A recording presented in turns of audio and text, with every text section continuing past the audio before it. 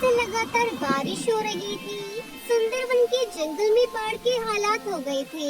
बाढ़ से बचने के लिए सभी पक्षी सुरक्षित जगहों पर जा रहे थे। इतने साल हो गए यहाँ रहते हुए, लेकिन इतनी भयानक बारिश नहीं देखी। अब तो तुम अंडा भी देने वाली हो, कहीं बारिश हमारे अंडे को नुकसान न पहुँचा दे। जी सही कह रही हैं आप। हमारा पेड़ तो बहुत छोटा है, इसलिए जल्द से जल्द यहाँ से निकलना ठीक रहेगा, नहीं तो सब तबाह हो जाएगा। थोड़ी देर बाद टुनटुनी चिड़िया अंडा देती है और उसमें से एक नन्ही चिड़िया बाहर आती है। टुनटुनी चिड़िया ने अपनी बच्ची को जैसे ही उठाया, तभी बाढ़ का पानी घोंसले के अंदर आने लगा। टुनटुनी, हमें जल्दी यहाँ से निकलना होगा, इसके पहले कि देर हो जाए। कालू ने अपनी बेटी को अपने ऊपर बिठा लिया और टुनटुनी चिड़िया ने अपनी छोटी बेटी को अपनी गोद में ले लिया और सभी बाहर निकल आए। कुछ दूर जाने पर वो एक पेड़ पर सांस लेने के लिए रुकी। टुनटुनी, तुम बस मेरे साथ ही रहना, धीरे धीरे हम इस तूफान से निकल जाएंगे। वो दोनों धीरे धीरे आगे बढ़ रहे थे, लेकिन तभी बारिश तेज तूफान में बदल गई और इस बीच टुनटुनी चिड़िया कालू कौवे से अलग हो गई। टुनटुनी चिड़िया का भी संतुलन बिगड़ गया और उसकी बच्ची पानी में गिरकर बहने लगी। अरे कोई बचाओ, कोई मेरी बेटी को बचाओ, बचाओ! टुनटुनी की आवाज सुनकर कालू कौवा से ढूंढता हुआ वहाँ आया और उसकी मदद करनी चाहिए, लेकिन उसका भी संतुलन बिगड़ गया और उसके ऊपर बैठा मुन्ना बेटा भी पानी में गिर पड़ा। बाबा, बाबा बचाओ, माँ बचाओ, बचाओ! पल भर में ही सारा नजारा बदल गया। पानी की रफ्तार अब और भी बढ़ती जा रही थी और अपने बच्चों के खातिर टुनटुनी और कालू कौवे भी बहने लगे। अरे बचाओ, कोई मेरे बच्चों को बचाओ, बचाओ! उन दोनों ने बहुत कोशिश की, लेकिन पानी की ताकत के आगे वो कुछ नहीं कर सके और सभी पानी में डूब गए। सब खत्म हो गया। पूरे 24 घंटे की बात स्थिति जब सामान्य हुई तो टुनटुनी चिड़िया एक अनजान जंगल में एक पेड़ के पास बेहोश पड़ी थी। उसके दोनों बच्चे भी पास में ही पड़े थे। टुनटुनी चिड़िया को जब होश आया तो वो फूट फूट कर रोने लगी।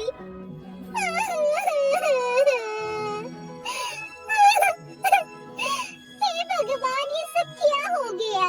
मेरा तो परिवार उजड़ गया। पता नहीं मेरे पति किस हाल में होंगे। टुनटुनी चिड़िया जोर जोर से रोई जा रही थी। तभी उसने देखा कि इसके बच्चों के शरीर में हलचल हो रही है। बाबा, माँ!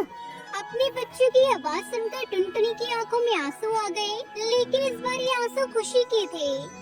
मुन्ना, सुनहरी, तुम दोनों ठीक हो बच्चों? हे ऊपर वाले तेरा लाख लाख शुक्र। माँ, बाबा कहाँ है? वो ये सब बातें कर ही रहे थे कि तभी उनकी नजर दूर पत्थर से टिककर लगी एक पक्षी की लाश पर गई। वो लाश किसी और की नहीं बल्कि कालू कौवे की थी। वो सभी भागे भागे वहाँ पहुँचे।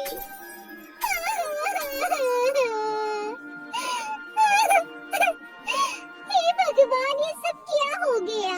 ये सब क्या हो गया जी? क्या हो गया ये सब? टुनटुनी चिड़िया पर दुखों का पहाड़ टूट पड़ा था, क्योंकि उसके पति की मौत हो गई थी। उसका घोंसला बारिश रूपी राक्षस ने निगल लिया था। टुनटुनी चिड़िया ने अपने बच्चों के लिए खुद को संभाला, लेकिन अब उनके सामने सबसे बड़ा संकट था कि वो अपना पेट कैसे पाले। माँ, 3 दिन हो गए, कुछ खाया नहीं, जोरों की भूख लगी है। माँ, कुछ तो खाने के लिए दे दो माँ। टुनटुनी चिड़िया जिस जगह पर थी वहाँ सिर्फ आम के पेड़ थे, पर सारे आम कच्चे थे। उसे समझ नहीं आ रहा था कि वो क्या खिलाए अपने बच्चों को, लेकिन फिर तभी उसके दिमाग में ख्याल आया कि अरे ये कच्चे आम तो खाए जा सकते हैं। जब मैं छोटी थी तब मेरी दादी इसका अचार बनाती थी, क्यों ना मैं इसकी सब्जी बनाऊं? टुनटुनी चिड़िया ने वही किया। उसने कच्चे आम को तोड़ा और उसकी सब्जी बनाई। कई दिनों से भूखे उसके बच्चों ने वो सब्जी पेट भरकर खाई। कुछ दिन ऐसे ही बीते। टुनटुनी चिड़िया ने काम की तलाश भी की। उसे एक मिठाई की दुकान पर काम तो मिला, लेकिन पैसे बहुत ही कम मिलते थे।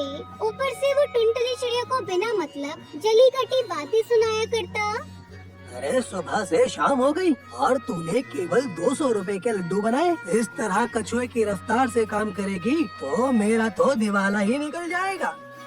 मालिक, मैं कर तो रही हूँ काम। आपने 150 लड्डू बनाने को बोले थे, मैंने तो 200 बना दिए। अब ज्यादा जबान मत चला। मुझे 500 लड्डू हर दिन के लिए चाहिए। बना सकती है तो बता, नहीं तो अपना रास्ता नाप। बेचारी टुनटुनी चिड़िया क्या करती, उसके पास कोई चारा तो नहीं था। सारा दिन काम करते करते वो बहुत थक जाती, लेकिन अपने बच्चों के लिए उसे काम तो करना ही था। ऊपर से उसका मालिक पूरे पैसे भी नहीं देता था। हर बार कोई न कोई बहाना बनाकर वो टुनटुनी के पैसे काट लेता। पूरे 3 साल तक उसने घुट घुट कर उस दुकान में काम किया। एक दिन की बात है, जब वो घोंसले के बाहर बैठी थी, तभी उसकी नजर एक बार फिर से बाहर लगे आम के पेड़ पर गई। अरे ये छोटे छोटे आम लगे हुए हैं, क्यों ना मैं इनसे आम का मुरब्बा बनाऊं? इसके मुरब्बे तो बहुत स्वादिष्ट होते हैं। इसके मुरब्बे तो पक्षियों ने खाए भी नहीं है। अगर मैं मेहनत करके इससे अच्छे मुरब्बे बनाऊं तो पक्षी जल्दी जल्दी खरीदेंगे। टुनटुनी चिड़िया ने अपने बच्चों के साथ आम के मुरब्बे बनाना शुरू कर दिया। उसे अपने सर पर उठाकर जंगल के बाजार में बेचने के लिए ले जाने लगी। आम का मुरब्बा ले लो, आम का मुरब्बा, स्वादिष्ट आम का मुरब्बा ले लो, स्वाद ऐसा कि कभी भूल नहीं पाएंगे। आम का मुरब्बा ले लो। सभी पक्षी टुनटुनी का बना आम का मुरब्बा खाने लगे और अब उसकी अच्छी कमाई होने लगी। ये सब देखकर दोनों बच्चे और टुनटुनी चिड़िया बहुत खुश होते हैं। फिर सभी खुशी खुशी रहने लगते हैं। चटाईपुर जंगल में टुनटुनी नाम की एक सोडा बोतल बेचने वाली चिड़िया अपनी माँ के साथ रहती थी। टुनटुनी समझदार चिड़िया की तरह सुबह जल्दी उठकर घर के सारे काम करती थी। उसके बाद अपनी सोडा की बोतल को अच्छे से धोकर शहर से आने वाली गैस की गाड़ी से सोडा का गैस अपनी गाड़ी में डलवाती थी और उस सोडा के स्वाद के लिए कुछ अपने बनाए हुए खट्टे मीठे और चटपटे स्वाद के पाउडर उन बोतल में डालकर अपनी गाड़ी में रखकर जंगल में बेचने के लिए जाती थी। सोडा ले लो, सोडा, खट्टा मीठा चटपटा सोडा ले लो, सिर्फ 10 रुपए में। आओ भाई आओ, गर्मी में सर्दी का एहसास दिलाएगा मेरा खट्टा मीठा सोडा। चटाईपुर जंगल के बच्चों से लेकर बूढ़ों तक सभी टुनटुनी के सोडे के दीवाने थे। तब तक आप लोग कमेंट में बताएं 23 + 54 कितना होता है। पता नहीं क्या डालकर बनाती हो, लेकिन तुम्हारे इस खट्टा मीठा सोडा जैसा दुनिया में कुछ और नहीं है बेटा। मुझे मीठा वाला चाहिए। अभी दे रही हूँ आपको भी बच्चे। टुनटुनी चिड़िया कमाए हुए पैसों में से कुछ पैसे अपनी माँ के पास रखती थी और बाकी पैसों से घर चलाती थी। टुनटुनी रोज की तरह जंगल में सोडा बेच रही थी। इतने में उसकी बचपन की सहेली पिंकी उसके पास आती है। अरे टुनटुनी, तुम पिंकी हो ना? हाँ मैं पिंकी ही हूँ, लेकिन तुम कैसे गोली सोडा बेच रही हो? पिंकी, पिताजी गुजर गए हैं और गोली सोडा बेचने में क्या बुराई है? माफ करना टुनटुनी, मैं तुम्हारे पिता के बारे में नहीं जानती थी। वो सब छोड़ो, तुम बताओ तुम क्या कर रही हो? शायद तुम शहर में रह रही हो। मेरी कपड़ों की दुकान है टुनटुनी, उसमें अच्छा खासा प्रॉफिट होता है। तुम भी ये धूप में फिर तो गोली सोडा बेचने की बजाय खुद का ही कपड़ों का व्यापार कर सकती हो। सच में बहुत प्रॉफिट है। मुझे गोली सोडा बनाने के अलावा कुछ नहीं आता। मेरे कहने का मतलब ये था कि पक्षी बदल रहे हैं। तुम्हारी गोली सोडा की जगह नई नई कोल्ड ड्रिंक ले रही है। कुछ ही दिनों में सोडा की तरफ कोई पलट कर भी नहीं देखेगा। तब क्या करोगी? तुम्हारी बात तो सही लग रही है, लेकिन नए काम के लिए पैसे भी तो चाहिए। वो कहाँ से लाऊं? अरे भोली टुनटुनी, सालों से इस जंगल में रह रही हो, किसी से भी कुछ पैसे उधार लेकर कोई नया काम शुरू कर लो। टुनटुनी को पिंकी की बातें सुनकर ऐसा लगता है जैसे कि सिर्फ आंखों के सामने लटक रहे फल को पेड़ से तोड़ना है। बस टुनटुनी मन ही मन में इस बात को सोचते हुए गोली सोडा बेचकर शाम को घर लौटकर अपनी माँ से कहती है, माँ, तुम मेरे बचपन की सहेली पिंकी को तो जानती हो ना? कैसी है वो अब? वो शहर में बहुत बड़ी कपड़ों की दुकान लगाकर ढेर सारे पैसे कमा रही है। माँ, कपड़ों के व्यापार में काफी लाभ है, इसलिए उसने मुझे भी खुद का व्यापार शुरू करने की सलाह दी है माँ। टुनटुनी की माँ उसकी बात सुनने के बाद, तुम्हारी बात तो ठीक है बेटा, लेकिन कपड़ों के व्यापार के बारे में तुम्हें तो कोई ज्ञान नहीं है ना? माँ, तुम्हें सेठ जी से कहकर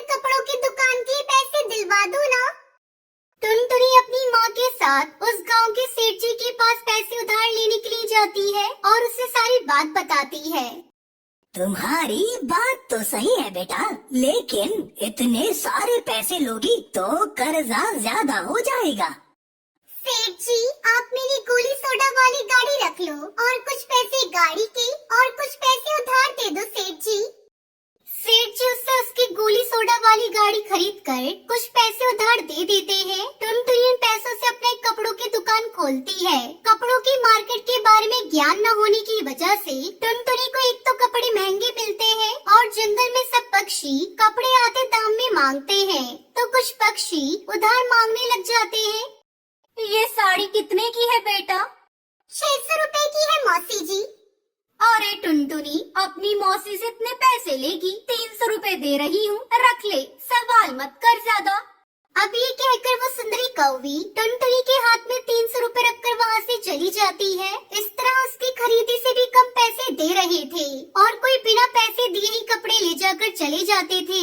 इस वजह से टुनटुनी की दुकान कुछ ही दिनों में बंद हो जाती है। टुनटुनी कुछ दिन परेशान रहती है और उसकी परेशानी को थोड़ा बढ़ाने के लिए उसके कर्जदार भी उसके घर आने लगते हैं। 3 महीने हो गए हैं बेटा, अभी तक तुमने 1 रुपया भी नहीं दिया।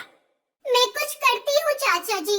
टुनटुनी को ऐसे परेशान देखकर उसकी माँ कहती है, परेशान होने की कोई जरूरत नहीं है बेटा, हर किसी से गलती होती है, परिंदे गलतियों से ही तो सीखते हैं उड़ना। ये लो, मेरे पास कुछ पैसे हैं, शायद ये तुम्हारे कुछ काम आ जाए।